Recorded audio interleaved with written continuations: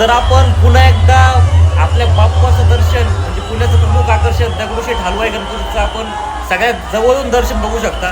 आणि बाप्पाची मूर्तीबद्दल काही बोलायचंच नाही, एकदम सर्वांगी सुंदर अशी मूर्ती आहे. ते रथाच्या चौ बाजूनी लाखोनी पब्लिक असते आणि हा रथ एवढा भारी ना की या रथावरनं एकदम आपली नजर हटूच शकत नाही.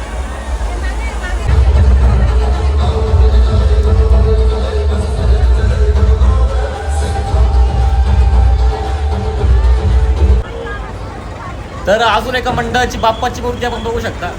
ह्या मूर्तीमध्ये ना मूर्ती वगैरे सगळं भारी आहे, पण बाप्पाचा फेटा म्हणजे एक नंबर बांधलेला आहे.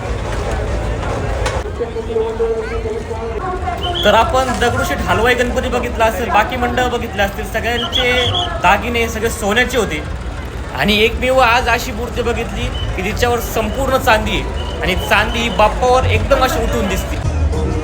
तर आपण बघू शकता बाप्पाचं एक अनोखं रूप, पूर्ण सोन्याने मडलेला बाप्पा आहे आपला.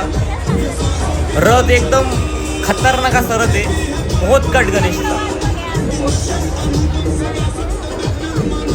आणि रथावर लाईटचा म्हणजे विषयच नाही, एकदम खतरनाक,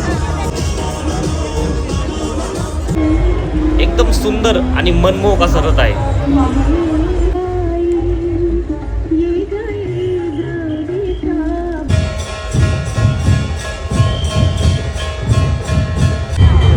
आपण गणपती बाप्पासोबत बघू शकता पवनपुत्र हनुमानाचं एक अनोखं रूप.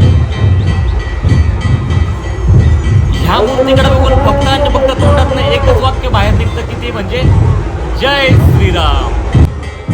एकदम भव्य दिव्य अशी मूर्ती आहे. तिची हाईट आपण बघू शकता की पार एकदम सिग्नल पर्यंत गेलेली.